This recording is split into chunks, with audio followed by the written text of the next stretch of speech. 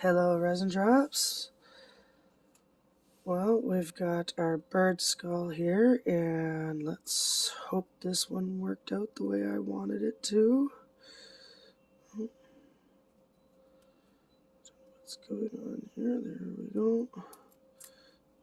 There we are.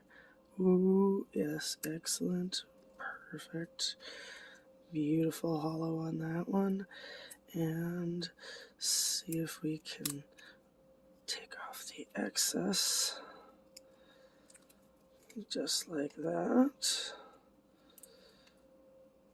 Alrighty, and the bottom of the skull is all beautifully hollowed. And hopefully that will make the rest of the skull look really neat from underneath. And